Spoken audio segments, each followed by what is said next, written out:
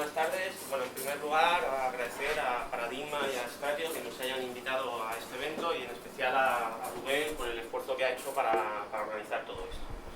Bien, me llamo José Hernández, soy de Istari y somos el partner en España de DataStar.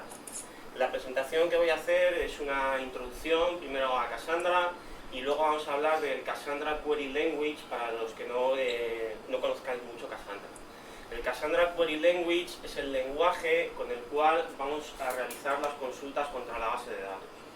Tiene una estructura muy similar al SQL para que nos sea familiar y fácil de aprender, y sobre todo se vieron en las versiones anteriores de Cassandra que el interface de acceso era muy complejo, a la gente le costaba mucho cambiar el chip del mundo relacional y por eso tenemos este nuevo lenguaje que es mucho más parecido a lo que teníamos en SQL.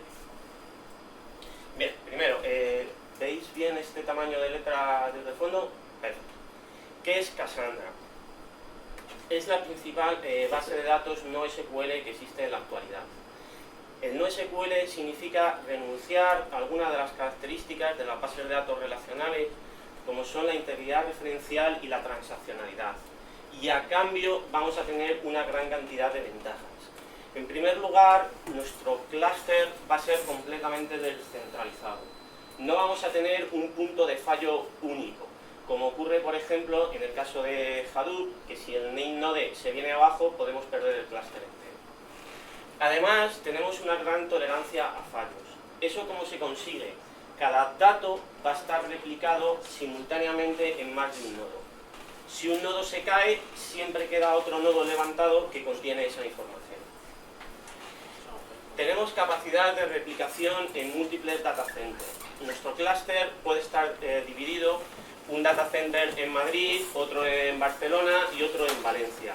Y a lo largo de los distintos data centers tenemos réplicas, siempre en cada data center varias réplicas de los datos. Y además posee escalabilidad lineal. ¿Eso qué quiere decir? Que a medida que vamos aumentando el número de nodos, el número de insert o de lecturas que realizamos por segundo va creciendo linealmente. Cassandra es lo que se conoce como una base de datos clave-valor. ¿Esto qué significa? Si nosotros tenemos Si nosotros tenemos nuestra tabla de usuarios, vamos a tener una clave que va a ser el ID de ese usuario y ese ID se corresponde con un email y con un nombre. Todas las escrituras y lecturas por esta primary key van a ser extraordinariamente rápidas. Pero tenemos una contrarrestación y es que no podemos utilizar los campos de email o name ni en un where ni en un order. Es decir, no podemos decirle dame el usuario que tiene este email en concreto, porque los accesos se hacen única y exclusivamente por la primary key. ¿Cómo se resuelve eso? Pues nosotros en Cassandra vamos a tener un concepto que va a ser usuarios y vamos a necesitar crear múltiples tablas en función de las queries que nosotros queramos llevar a cabo, lo cual nos lleva a una estructura muy desnormalizada. Esto es lo primero que nos choca cuando llegamos a Cassandra. Durante tantos años nos han exigido normalización en una base de datos relacional y ahora nos toca desnormalizar. Entonces, si queremos comprobar para un email de usuario cuál es su ID, crearemos una tabla nueva que sería usuarios por email. Nuestra primary key va a ser el email y el value será el ID, el nombre, la password o el resto de campos que nosotros queramos. Bien, hemos dicho que los datos están replicados. ¿Cómo funciona este algoritmo de replicación? Nosotros tenemos una primary key, le aplicamos una función y esa función va a generar un hash. En este caso imaginemos que es un 18. Si tenemos nuestro clúster de Cassandra compuesto de 5 nodos, los vamos a colocar en forma de anillo. Y en nuestro clúster le decimos que el factor de replicación es de 3. ¿Qué quiere decir eso? Que en cada registro va a estar guardado simultáneamente en 3 nodos de nuestro clúster, en función de este hash que hemos calculado. El primer nodo contendrá todos los valores entre 80 y 0. El siguiente entre 20 y 0, 40 y 20 y así continuamos. Cuando un cliente va a realizar una inserción o una lectura, no necesitas saber el hash para saber a qué nodo acudir. Acude a cualquier nodo del clúster, que ese nodo se denomina el coordinador. Y le dice, quiero hacer este insert. Y él ya se encarga de acudir a los nodos apropiados. Como nuestro hash es 18, vamos al nodo que cubre hasta el 20. Y ahí realizamos el primer insert. Esto ya lo hace todo automáticamente Cassandra. ¿Cómo colocan las réplicas? Pues seguimos el anillo en sentido horario, en el sentido de las agujas del reloj. La siguiente réplica la colocamos en este nodo y la tercera réplica la colocaríamos en este nodo. Bien. Ahora vamos a empezar a jugar un poco con el Cassandra Query Language. Vamos a crear nuestro equivalente a una base de datos. En terminología de Cassandra esto se denomina un key space. Fijaros que tiene una sintaxis que, bueno, tiene algunas diferencias, pero nos recuerda mucho al SQL. Le indicamos el nombre de nuestra base de datos y tenemos que darle algunos parámetros más. Uno muy importante es la estrategia que va a utilizar para elegir dónde coloca cada réplica. No es lo mismo que tengamos un clúster de desarrollo que está únicamente en nuestra máquina con máquinas virtuales, que tengamos un clúster que está íntegramente en un rack, varios racks en el mismo data center, varios data centers, que estemos en la nube de Amazon utilizando parte de la nube en Irlanda, otra parte en la costa oeste de Estados Unidos. Y también debemos indicarle el factor de replicación. Por defecto deberíamos utilizar siempre 3, que es el que nos va a garantizar un mínimo de disponibilidad dentro del clúster. A continuación vamos a crear una tabla. Fijaros que nuevamente tenemos una estructura muy parecida al SQL, con dos salvedades. La primary key, en el caso de Cassandra, es obligatoria, porque hemos dicho que es una base de datos clave-valor, por lo tanto tenemos que indicar primary key. ¿Qué es este tipo de datos que hemos incluido? El UID. ¿Por qué no utilizamos una primary key autonumérica? Porque si quisiéramos que fuera autoincremental a lo largo de un clúster, exigiría un esfuerzo de coordinación entre los distintos nodos del clúster que ralentizaría mucho nuestras escrituras.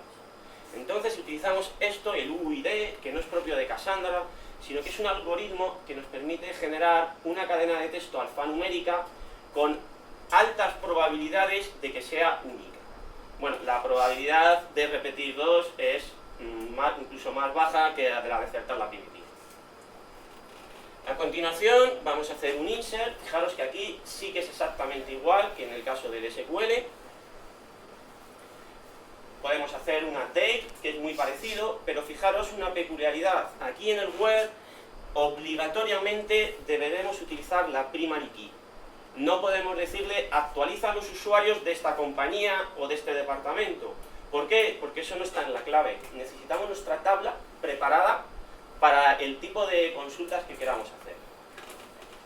Tenemos el delete y nuevamente nos pasa lo mismo. Es muy importante que utilicemos la primary key. Podemos hacer nuestro select exactamente igual que en el caso de SQL. ¿Y qué pasa si tenemos este registro, tenemos este ID e insertamos un registro que tiene exactamente el mismo ID? Cassandra tiene una peculiaridad que le hace extremadamente rápido en las escrituras, y es que una escritura no implica un acceso a disco. Como la escritura no implica un acceso a disco, no tenemos manera de comprobar si esa primary key ya existe en el clúster o no. Entonces, si hacemos un insert y ese registro ya existe, lo que va a funcionar es como si fuera un update. Y si hacemos un update y este registro con este ID no existe, va a funcionar como si fuera un insert. Realmente el insert y el update funcionan exactamente igual. De hecho, en Cassandra se la denomina upsert. Bien. Ahora vamos a crear un tipo de tablas un poquito más complejas que nos den un poco más de flexibilidad a la hora de las queries que hacemos. Entonces, imaginar que tenemos una tabla de empleados en la cual queremos incluir tanto la compañía como el nombre del empleado. Fijaros que nuestra primary key es compuesta de 2 columnas. En el caso anterior, para una compañía, que era una clave, solo hubiéramos podido tener un empleado, lo cual es una limitación importante. Sin embargo, ahora, para una compañía, podemos tener múltiples empleados. Ahora vamos a analizar cómo almacena esto internamente Cassandra en su estructura de clave-valor, porque eso nos va a dar muchas facilidades a la hora del tipo de queries que podemos hacer. Realmente Cassandra va a coger la primera parte de la primary key, la compañía, que es lo que se denomina la partition key, y va a crear un único registro para todos los valores cuyo nombre de compañía sea el mismo. Es decir, vamos a tener un registro muy largo en el cual estén todos los empleados de esa compañía. A continuación, ¿cómo construye los nombres de las columnas? Pues coge la segunda parte de la primary key, que es el campo nombre, y se lo asigna Doe y John. Y a continuación, el nombre de nuestras columnas, que sería la edad y el rol. Esto al principio choca bastante, pero nos da mucha flexibilidad. Fijaros en otro detalle. Primero hemos insertado John en la base de datos y luego hemos insertado Doe. Pero aquí yo lo he puesto al revés. ¿Por qué? Porque Cassandra tiene una peculiaridad y es la siguiente. Las columnas están ordenadas por el nombre de columna alfabéticamente.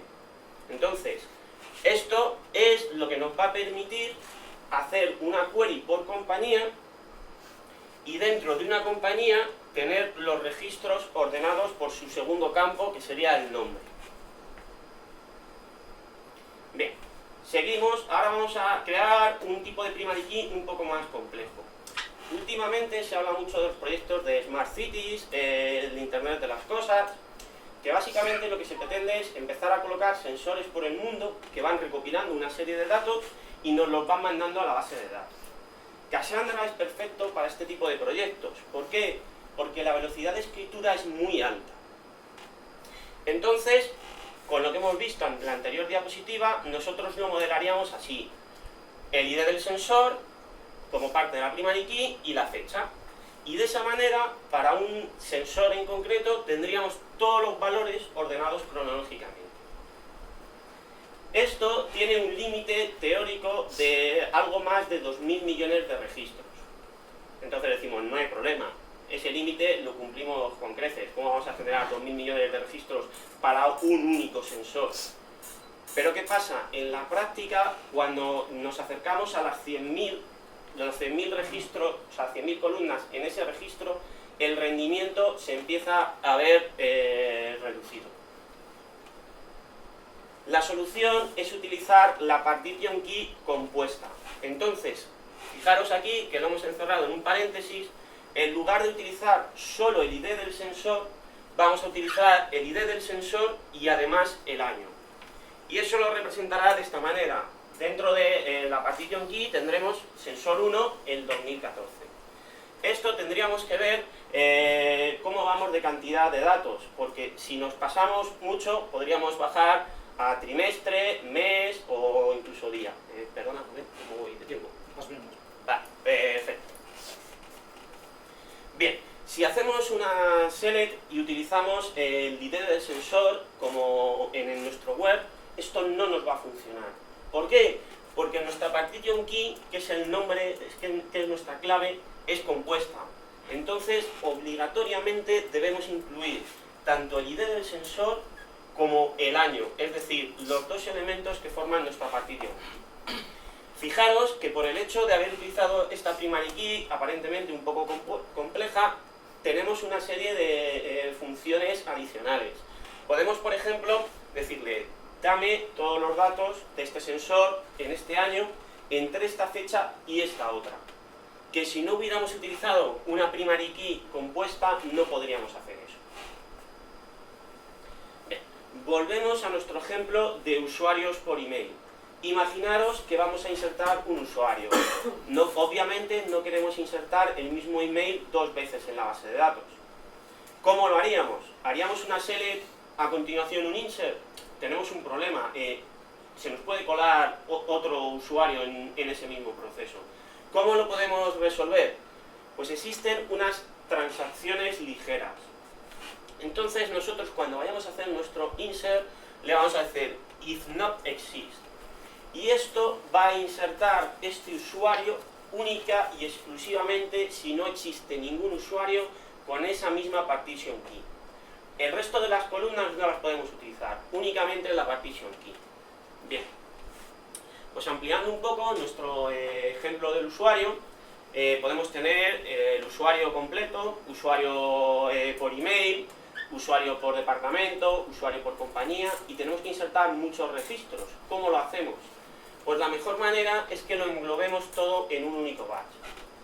Estas queries que van englobadas en un único batch se envían como un único conjunto a Cassandra y él se encarga de ejecutarlas directamente sobre la base de datos. Fijaros que el if not exist, para comprobar si el usuario con ese email existe, debe ser lo primero que aparezca. De tal manera que si esta query puede insertar el usuario, continuará de aquí en adelante. Si no lo puede insertar, terminará y no ejecutará el resto del código. Vamos a ver algunos tipos de datos nuevos en Cassandra que no existen en la base de datos relacionales. Uno es el conjunto. Imaginar, por ejemplo, que queremos indicar varios valores, no admitimos repeticiones y el orden de los valores nos da igual.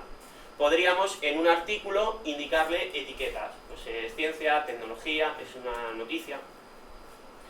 Aquí vemos cómo Cassandra lo almacena internamente, que es el nombre de la columna y el valor que le hemos dado. Y a continuación podríamos hacer nuestro insert y le decimos nuestro conjunto, pues son ciencia y noticias. ¿Que queremos añadirle una etiqueta a un elemento que ya existe? Pues con el más le podemos añadir una o varias etiquetas. ¿Que queremos eliminarla? Pues con el menos le podemos eliminar una o varias etiquetas simultáneamente. También tenemos una lista.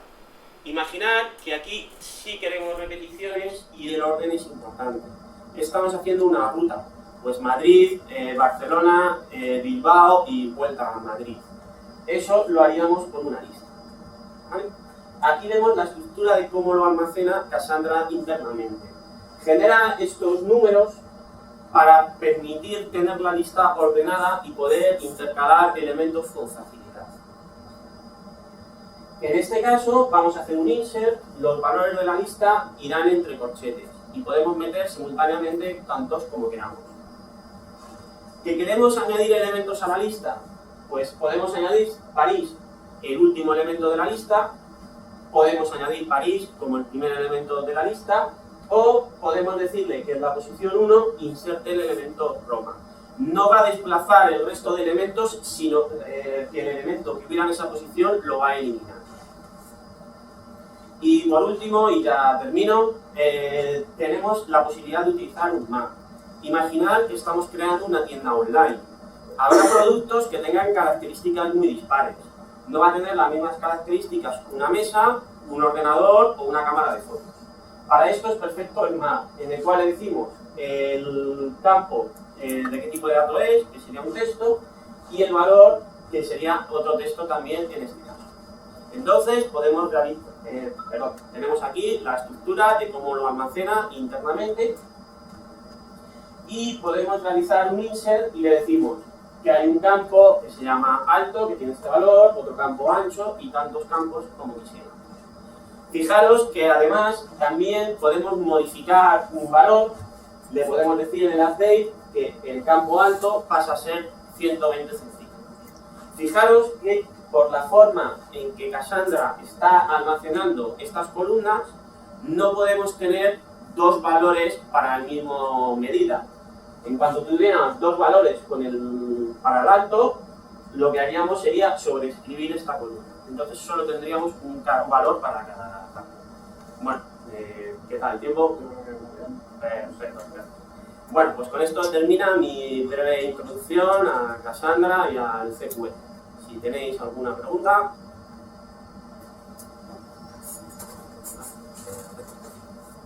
O lo he dicho todo muy claro, o nadie se ha enterado de nada. Sí. Sí. ¿Cómo así? Las transacciones ligeras Sí. Son de la versión 2 de Cassandra. 2.0. Sí. Estas cosas están en la versión Enterprise de Cassandra. La versión Enterprise soporta exactamente de cara al CQL y demás, soporta exactamente lo mismo que el resto de las versiones. O sea, está basado en Cassandra 2. Sí, realmente la versión Enterprise de Cassandra, ¿qué es lo que te aporta? Primero, el soporte técnico 24/7, ¿vale? Y luego tienes la integración con Hadoop, la integración con SOR, y no sé si conoces el OpsCenter. Sí, sí. El OpsCenter, la versión Community, tiene menos funcionalidades y la versión Enterprise tiene más funcionalidades. Sí, vale, te digo porque la versión 2 nos hemos encontrado que tiene bastantes bugs comparado con la 1.2. La versión 2 me habla de la Community o de la Enterprise. No, pero bueno, la 2.1 ya funciona bastante mejor.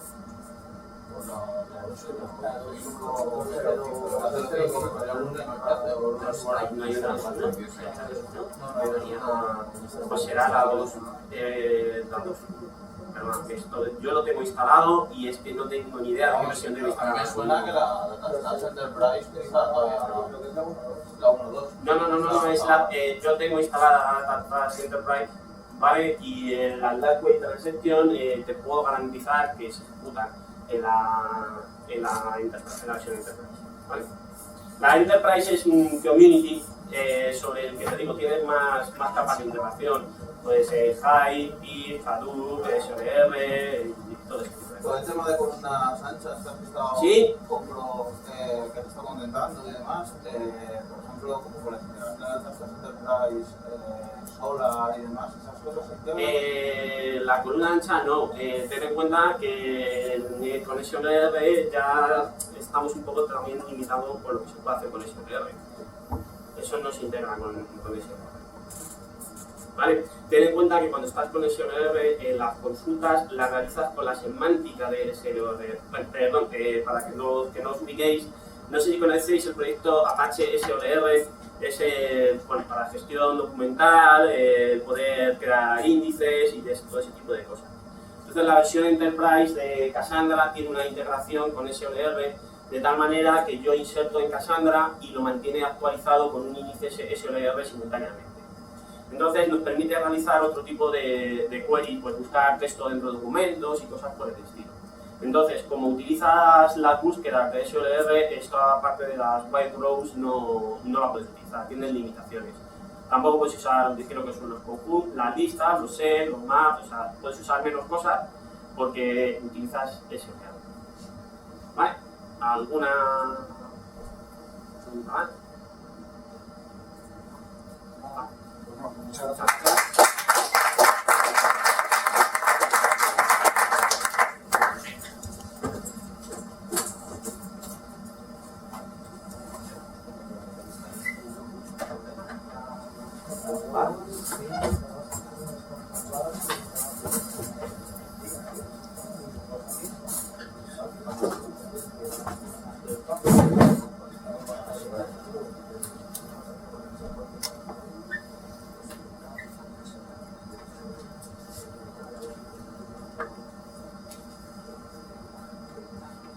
Vale, pues muy buenas a todos. Yo soy Francisco Madrid, voy a llamar Pablo, Francisco no respondo. Y soy del Departamento de Sistemas Administrativos. ¿Vale? No sé, una pequeña encuesta, no sé cuántos de aquí sois de sistemas. No sé si conozco, pero... Bueno, vale, yo soy más de lo que esperaba. Estamos entre enemigos. El caso es que, bueno, el ciclo de vida de los datos en Cassandra. ¿Vale? No sé, la verdad es que es un título muy atractivo, que me apuntaría a una charla que diga algo así. Lo que pasa es como un poco presuntuoso, ¿no? El ciclo de datos empieza pues donde se generan. O sea, ya puede ser los logs de un sistema, ya puede ser, no sé, los tweets edulcorados de un adolescente que está haciendo a su novio, cualquier cosa. Entonces obviamente ahí no nos vamos a meter. Incluso, limitándonos a Cassandra, lo que es el ciclo de vida de los datos es súper amplio, ¿vale? Ya que estaríamos con representaciones, consistencias, y obviamente en cuarto de hora lo llevaremos un poquito a 20 minutos. Tampoco da tiempo, ¿vale? Entonces lo he modificado un poco, espero que nadie se sienta engañado.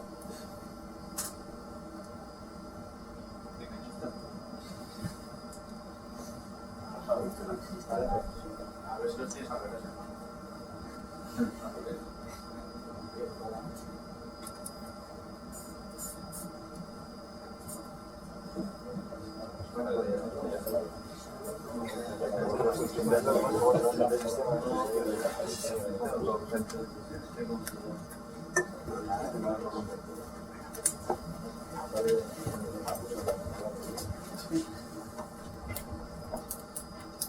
Vale, ahí. Vale. Entonces lo limitamos a lo que es un nodo. ¿Vale? Vamos a ver en el momento en el que entra un dato en un nodo y pues ese apasionante viaje que hace el dato desde el nodo de Cassandra, pues por dónde va pasando, por memoria, por disco, qué ficheros hace, cómo compacta, etc. Y como no hay tiempo de meterse en demasiada profundidad, ¿vale? Esto es para sistemistas, ¿vale? No vamos a ver APIs ni código ni nada, lo siento, no hay que ver estas cosas. ¿Vale? Pues lo dejamos, también vamos a modificar un poco más el título y lo dejamos que es el tipo de datos de un nodo de Cassandra para todos, digo para los sistemistas. ¿Vale? Y a partir de ahí, bueno, lo vamos a hacer un poco a alto nivel para que nadie se pierda, ¿no? Empezamos con los DOM filters, entiendo que todo es ¿vale? Estas son las tres estructuras de datos que tiene Cassandra, ¿vale? No hay más ni menos. Entonces está el commit log, las name tables y los SSTables. El commit log, como toda base de datos, es el log de transacciones, todas las consultas, inserciones, bueno, consultas no, pero todas las inserciones, modificaciones se van a ir almacenando ahí, y eso es lo que da la persistencia.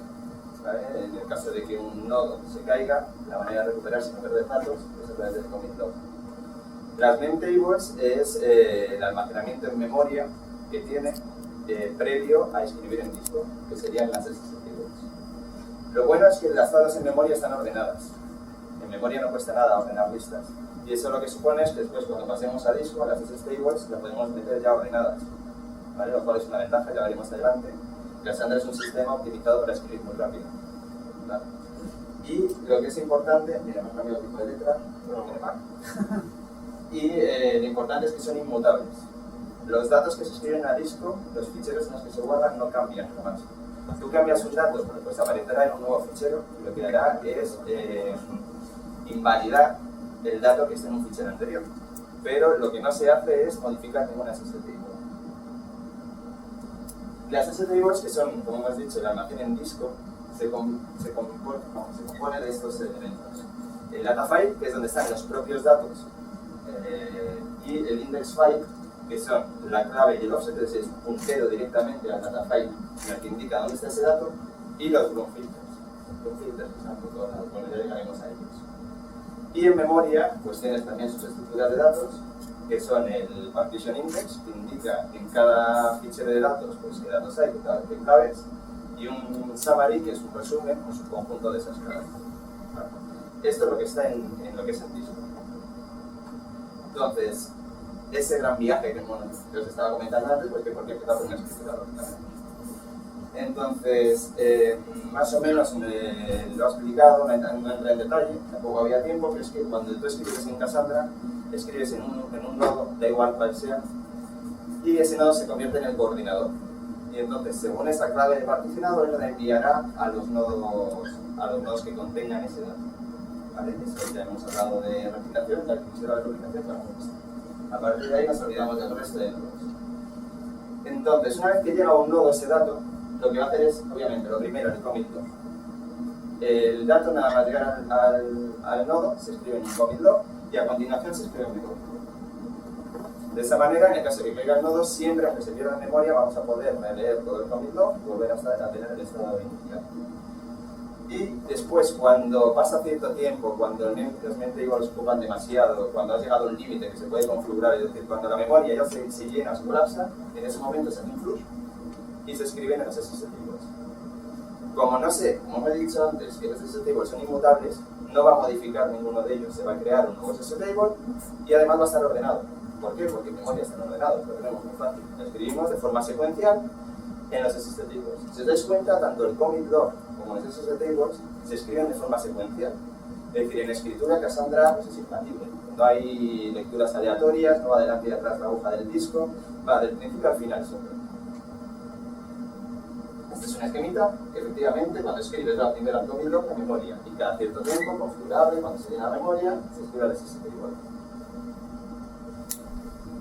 Hay un proceso que es el de compactación. Si os dais cuenta, como no se reescriben ficheros, suponeos que yo escribo unos datos en una fila, escribe en disco porque se ha llenado la memoria y añado nuevas columnas a esa fila. O modifico alguna columna de una fila. Eso significa que es muy posible que lo que es una única fila esté repartido por un montón de ficheros. ¿Vale? Son inmutables, es decir, para leer una única fila puedes estar accediendo de forma aleatoria a un montón de ficheros porque, debido a la operativa o a las condiciones en ese caso, pues se repartan entre ficheros. Esto corresponde a ficheros diferentes. Eso, si ya os he dicho que no hay acceso aleatorio, os estaba mintiendo. Lógicamente, aquí para leer cualquier dato voy a tener acceso aleatorio. Entonces, ¿qué es lo que se hace para evitar esto en la medida de lo posible? Se compacta. Compactar, ¿qué es? Coger un número determinado de ficheros y agruparlos en uno. De esta manera, pues puedo coger la última versión de cada dato, puedo eliminar datos que ya están obsoletos, los voy a volver a agrupar ordenados y los voy a juntar en un fichero más grande. Entonces, ¿en qué consiste la compactación? Pues estos pasos de aquí. Primero, las claves de todos los ficheros que voy a compactar. Voy a coger las claves, voy a hacer un merge, voy a combinar todas las columnas que había en todos esos ficheros, se borran los tombstones, veremos lo que es, son esos ficheros borrados, esos datos borrados de antes, y se escriben en un fichero más grande. Y hay dos tipos de compactación. ¿Vale? Esto es entrar un poco en detalle, pero yo creo que es importante. Y una de ellas es la clásica, la que ha existido toda la vida en Cassandra, que es la 6-10 compaction. Esto se parece mucho también a otro software que también hace compactaciones, como el Solar, es decir, todos los que al final tienen que compactar una serie de ficheros, yo creo que han pasado por aquí, que viene a ser, cojo ficheros de más o menos el mismo tamaño y los agrupo en uno. Entonces, en este caso, pues hay un fichero, se prueba dos, se escribe un tercero y cuando llega al cuarto, hemos configurado que el número de ficheros antes de compactar es 4, tienen más o menos el mismo tamaño, los juntamos en uno. Hacemos lo mismo. Resulta que ahora ya tenemos otros 4 que tienen el mismo tamaño, lo volvemos a compactar. Y así lo vamos haciendo, cuando tengamos 4 de ese tamaño, lo compactaremos en uno más grande. Esto lo que consigue es que para escritura es muy bueno. ¿Vale? Para lectura no tanto, ya veremos por qué. Y tiene un pequeño problema, que es que mientras estamos compactando estos 4 elementos, estamos leyendo de estos 4 ficheros y escribiendo en uno nuevo. Es decir, necesitamos al menos toda esta cantidad de disco adicional para poder compactar. En el caso de que tuviéramos una compactación completa, significa que tenemos que tener tanto disco libre como disco ocupado. Cassandra es Big Data, imagínate que tienes 3 teras de datos, significa que tendrías que tener 3 teras libres para hacer una compactación completa.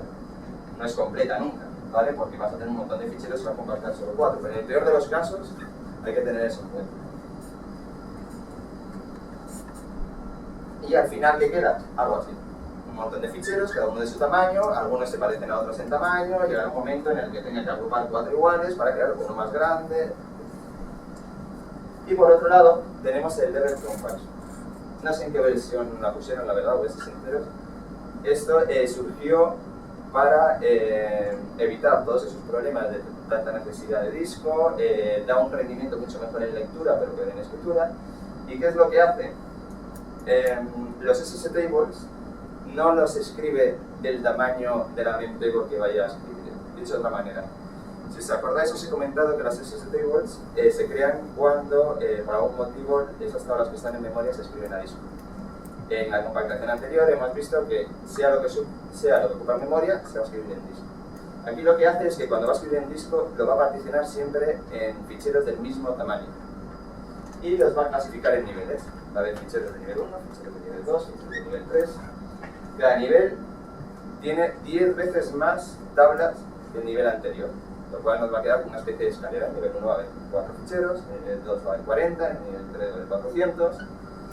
Y lo que nos garantiza es que en un solo nivel no va a haber tablas que se solapen.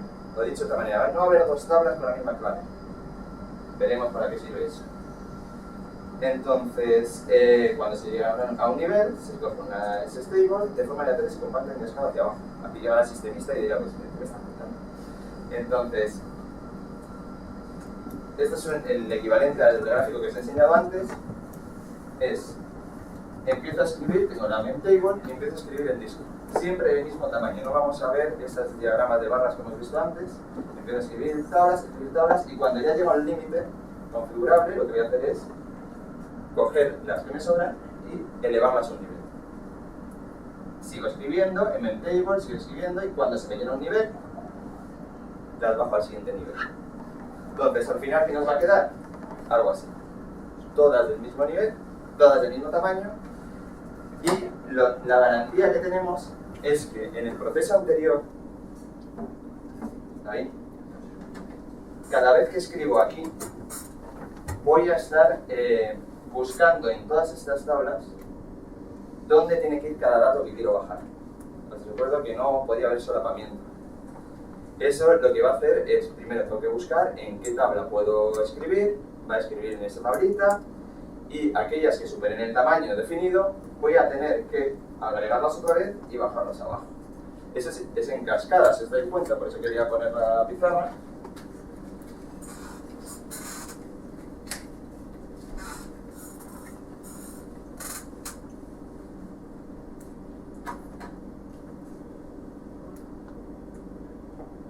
Tengo 4 tablas, empiezo a insertar datos, se me llenan y lo que hago es, estos datos que me sobran, porque ya he superado el límite de este nivel, vamos a poner 2 para que lo veamos mejor. Estos datos le voy a hacer un merge aquí. Están ordenados, voy a coger cada dato de aquí, voy a ver con cuál se solapan y digo, se solapan con estos 3. Pues voy a coger estos datos con esas 3 tablas. Voy a hacer un merge, como hay solapamiento, cada una de estas claves va a estar aquí, voy a hacer un merge de todos, y una vez que es el merge, lo vuelvo a partir, en el tamaño que hemos dicho, y lo vuelvo a poner aquí.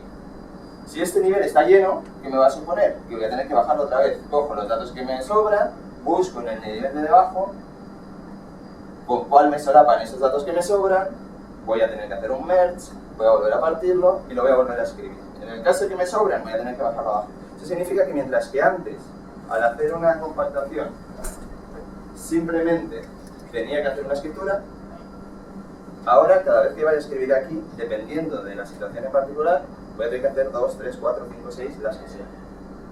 La escritura es malísima, va a hacer malísima, ¿vale? Entre comillas, ¿vale? Peor que en el otro lado. Pero ¿qué beneficio tiene? Que mientras que antes la situación que teníamos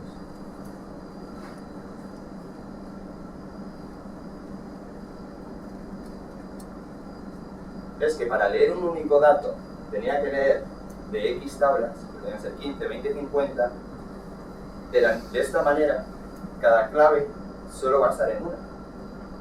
Lo cual significa que ahí sí que no va a haber acceso aleatorio, voy a acceder directamente al dato y ahí va a estar. Entonces es peor en escritura, sí, pero en lectura es infinitamente mejor. Entonces, este es un posible caso que podría darse. ¿Vale? Este dato llega de aquí, después abajo de aquí, y en este caso, pues ese dato está únicamente en 2 tablas. No puede estar en 2 tablas del mismo nivel, jamás te lo voy a decir. Entonces, ¿cuándo utilizar una u otra? Pues en el caso de que se escriban una única vez, el size. Jamás se van a mover de esa tablita, con lo cual no se va a propagar en distintas tablas, pues utiliza el size y no te molesta. Si vas a hacer muchas escrituras, mejor el size, la clásica. Si los discos no te van a soportar tanta entrada-salida, el size. En otro caso, que lo que prima es la lectura, vete al otro nivel. Que cuando la relación de lecturas entre escrituras se tienen muchas más lecturas que escrituras, entonces tendremos. Ya hemos escrito el dato, vamos a ver cómo se lee. La lectura, igual que la escritura, tú la puedes mandar a cualquier nodo y ese nodo se encargará de buscarte el dato por ti. Entonces, dependiendo de la consistencia, pues esperas las n respuestas que has puesto como curve, ¿vale? Y como hemos visto, el dato puede estar en múltiples tablas. Entonces, puede estar en memoria, puede estar en disco. Cada lectura supone acceder a un montón de repositorios de datos. Entonces, obviamente, esto es obvio, ¿no? Dice que es más memoria, pues vais mejor, lógicamente, porque va a estar el dato en memoria. Y llegamos a los Bloom filters, que esta es la definición sencilla, que es una estructura de datos probabilística muy suficiente en el espacio. ¿Está claro, no? No, obviamente no. Entonces, ¿qué es? Pues lo que te permite es, con muy poco espacio en memoria, saber si un dato no está en una tabla. Es como una doble endenación, ¿ves? Entonces, yo viendo estos filtros, soy capaz de saber si un dato está almacenado en esta tabla Bueno, no si está, más bien si no está. Y con cierta probabilidad sí está. Esto, como dice el monólogo, esto no lo digo, lo hago. Necesito una mano, entonces un voluntario mejor. Ahora un momento, pongo un navegador que va a tener que no se de Apple y eso. Sí, viene wifi. No hay wifi. Va, entonces nada, no pongas el navegador. Acceder a la página.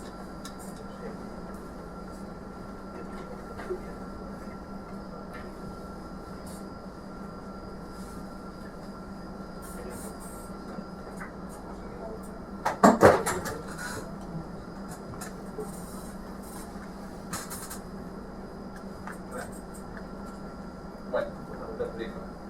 ¿Tienes display sobre Bueno, da igual, lo explico. Lo que queda más claro en una página que está asociada para ello, con dibujitos, gráficos, pero bueno. No tengo más. Imaginaos un... Ah.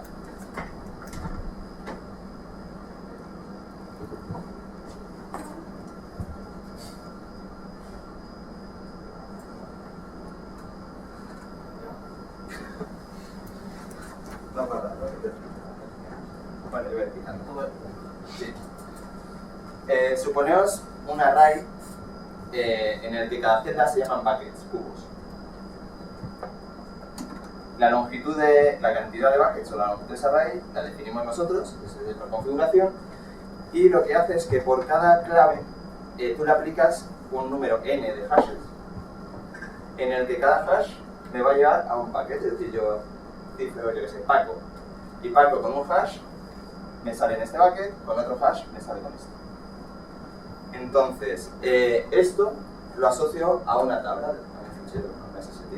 Entonces, cuando yo voy a leer, para no tener que buscar dentro de esa tabla si está ese dato, pues lo que hago es una consulta aquí, hago ese hash, y digo, Paco está en este hash. Entonces, si me sale, podría ser que estuviera Paco, porque va a haber colisiones, podría ser Pepe, ¿vale? Entonces, no es seguro, por el hecho de que coincida, no es seguro de que vaya a estar en esa tabla. Pero desde luego, si el hash me saliera en mi prueba aquí, ya sé que en esa tabla no va a estar. Es imposible. ¿Vale? Entonces, lo que te garantiza es la no pertenencia a una SST. Ahora, lo que también te dice, con una cierta probabilidad, sí está. Entonces, se usan para ahorrar entrada-salida. Es decir, yo en vez de tener que acceder a la SST, porque supone acceder al índice, después al dato, etc., lo que hago es primero compruebo los botón filtros que están en memoria, que simplemente sacar un hash de la clave primaria, y dependiendo del resultado que me dé, lo mismo puedo descartar esa tabla directamente porque sé que no está. Ahora, en el caso de que haya una colisión, es decir, que me coincida, entonces tengo que comprobarlo, aunque no esté el dato, pero bueno, ya me he quitado un montón de datos. Entonces, de esta manera lo que hacen es mejorar bastante la lectura y no tener que leer todas esas SST tables. Hemos visto que la row puede estar en cualquier número de ellos. En la página que venía un ejemplo así interactivo y tal. Entonces, de lo que acabo de explicar, al insertar una clave se generan varios hashes y se marcan los buckets asociados. Al consultar la clave, si alguno de los buckets está vacío, lo descartamos porque ya sabemos que no está. Ahora, si están llenos, entonces es probable que esté. Entonces, esas formulitas que os puse al principio de los block filters no me las he inventado, es real, lo podéis mirar, cualquiera lo entiende, pero realmente lo que te intentan demostrar es que dependiendo de la longitud de este array, o de la cantidad de buckets que hay una probabilidad n de que esté, de que sea fiable. Entonces, cuanto más largo sea ese bucket, ese block filter, más posibilidades de que sea eficiente, de que acierte. Entonces, eso sí, más memoria consume. Entonces, lo que se configura en Cassandra es la probabilidad de que haya falsos positivos. Y por defecto está en 0,00000712. Bueno, eso es ahora quien sepa. Pero son muy útiles. Entonces, bien. 0,000712. Entonces, ¿esto cómo se configura? Mediante SQL. Ahora bien, una vez que cambies esas esos room filters tienes que regenerar las tablas para que te vuelva a generar los hashes de todas las claves y te vuelva a rellenar esos room filters. Y otra ayuda a la lectura son las caches. Como siempre hay dos tipos de caché, la raw caché y la key caché. La key caché es la que viene habilitada por defecto, es la más clásica, y lo único que guarda, no guarda lo que es el contenido en sí, sino guarda el puntero al dato. De esa manera no tiene que estar buscando entre todas las SSTables ni nada de eso. Lo bueno que tiene es que desde el momento que lo habilitas ya ves la mejora. No es una mejora muy buena, pero no lo es tanto como en una raw cache. ¿Vale? Porque efectivamente te está ahorrando accesos a disco, no tienes que buscar entre muchos ficheros, pero no te lo quita completamente porque te tira el dato al disco. Por el contrario, la raw cache almacena toda la fila en memoria. Entonces, en caso de un acierto, te va a evitar completamente el acceso a disco. Pero claro, estamos hablando de Cassandra, White Rose, de 100.000 columnas, es decir, no se deben utilizar en todos los casos. ¿Por qué? Porque no hay memoria suficiente en el mundo para tener una raw cache. Entonces, primero se consulta la raw cache y si da un fallo sería lo contrario, es decir, si no la encuentra, entonces la key cache. ¿Cuándo se utiliza la raw cache? Cuando siempre vas a acceder al mismo dato, por ejemplo. Pues entonces conviene mucho, vas a sacar mucho rendimiento a esto. Cuando las consultas se vuelven casi todas las columnas de las filas, pues también es muy recomendable. Ahora bien, si las filas son muy largas, lo que comentaba antes, o no se consultan todas, por ejemplo, no las pongas en una column family con caché, porque no vas a sacar ningún tipo de beneficio. Y esto de aquí les recomiendan en DataStax que es mejor confiar en las cachés de donde están los datos, es decir, de Cassandra, que en cachés por delante. ¿Cachés por delante a qué me refiero? Pues si quieres poner una main cache delante, si vas a poner un Redis por delante que haga de almacenamiento temporal, entonces ellos te lo desaconsejan. También es verdad que ellos son Cassandra y ellos son DataStax, entonces te van a decir que ellos son los más guay, ¿vale? Entonces seguro que con una caché delante mejoras, pero bueno, esa es la recomendación. Y bueno, ha llegado al final del ciclo de vida, ya acabamos, pues estoy pasando que sí, yo no pregunto. Y se borra, ¿vale? Este dato muere, estamos hartos de ver el dato y lo borramos, no, falso, no lo borramos, lo marcamos. ¿Por qué? Porque las SSTables son inmutables, no podemos borrar nada. Entonces, ¿qué hacemos? Lo marcamos y en lo que se llama, con lo que se llama un tombstone, que es una lápida en inglés, y lo único que hace es que en el momento en el que vayamos a hacer una nueva compactación, que tenemos que hacer el merge de las claves, copiamos los datos a un nuevo fichero, esto se descarta. Ahora, tenemos un problema. ¿Qué pasaría si lo borramos de merge? ¿Vale? Que por eso los datos faltaban. Si se cae un nodo, en el momento en el que hemos borrado un dato, más bien antes de borrar el dato, se nos muere un nodo o lo apagamos nosotros, en ese momento borramos un dato, el dato se borra de todos los nodos que están vivos y cuando volvemos a arrancar el nodo que estaba muerto y tiene ese dato, dices, pero yo tengo este dato y vuelve a aparecer misteriosamente. ¿Vale? Entonces, no es posible en un sistema distribuido borrar datos, porque pueden aparecer, puede pasar. Entonces, ¿cuándo se puede realmente borrar un dato en un tombstone? Vale, se pregunta para el público. Vamos a ver. Pues no se puede. No se puede. En un sistema distribuido en sí, no te pueden garantizar que no vuelvan a aparecer estos datos. ¿Qué han hecho ellos? Han establecido una variable que es un número de segundos, en el cual van a almacenar ese tombstone antes de borrarlo del todo. Dicho de otra manera, si se cae un nodo, tienes hasta este periodo de tiempos para levantar ese nodo, que es lo que el sistema va a almacenar esos datos borrados. Si pasa este tiempo, lo van a borrar definitivamente, lo cual significa que van a volver a aparecer los datos fantasma. En el caso de que se te haya caído un nodo y supere este tiempo caído, el nodo descarta. Lo formateas, lo vuelves a añadir al clúster, pero como si fuera un nodo nuevo. ¿Por qué? Porque si no, nadie te garantiza que no te vayan a aparecer datos que borraras en su momento. Esto lo puedes poner en mayor, menor, creo que está a 10 días, por defecto. O sea, en producción 10 días es mucho, ¿vale? Y luego vos, te he puesto preguntas. Luego creo que se ha gustado así. Yo tengo una pregunta. el tema que has hablado de las otras estrategias de compactación que había, ¿a qué nivel se refiere? ¿A nivel de XSpace o de Column Family? De Dispace. ¿De XSpace? Vale. Y una curiosidad. Column Family. Sí, las estrategias de compactación, que había dos, la Size, Tier y la Level, hay nivel de que se configuran. De XSpace, de Column Family, a nivel de Cassandra en general. No, es por... Yo creo que sí. Voy a consultar la Yo me jugaría por jugármela. Esa vez te la he puesto. Ya dejaría por el Column Family también. Sí, ¿no? Pues por jugárnosla.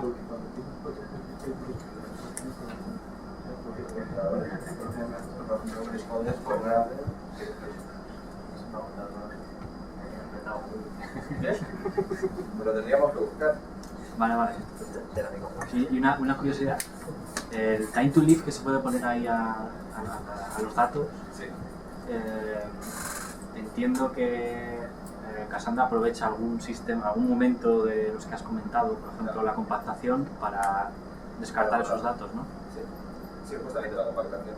O sea, sí había leído que aprovechaba algún sistema asistente para hacerlo, pero no sabía exactamente cuándo. Sí, realmente la compactación es el equivalente al garbage collector en Java. O sea, ese es el momento que aprovecha para hacer limpieza de todo. Todo lo que se marque como borrado lo va a descartar. Todo lo que esté con TTL, el TTL en el momento en el que él va a acceder a un dato y ve que el TTL ha pasado lo va a marcar como todo esto, pero no lo va a borrar hasta el momento en el que haga compactación.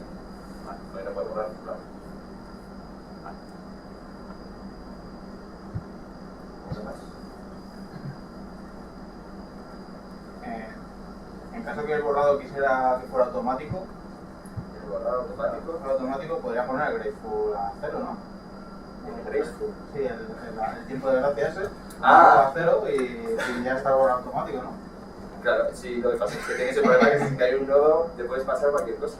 Sí, eso es únicamente para en el caso de que se te caiga un nodo.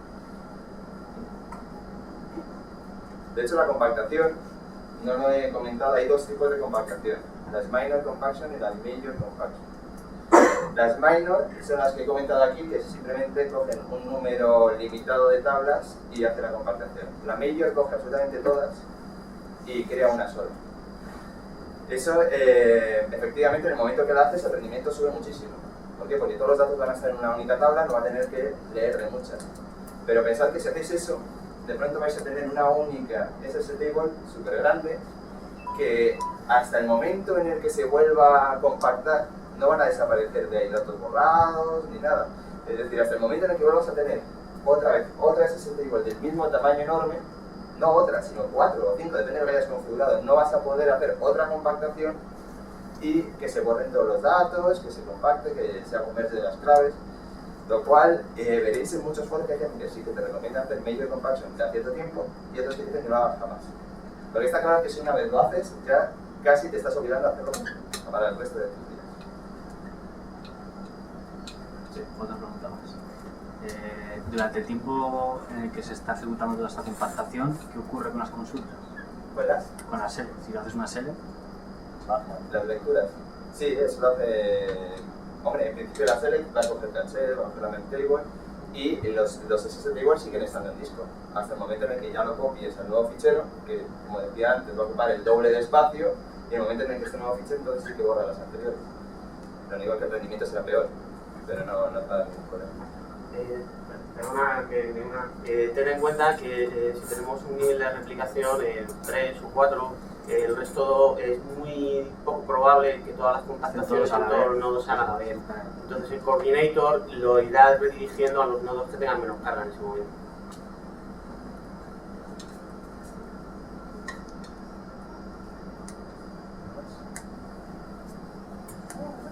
Muy bien, pues nada más, las preguntas,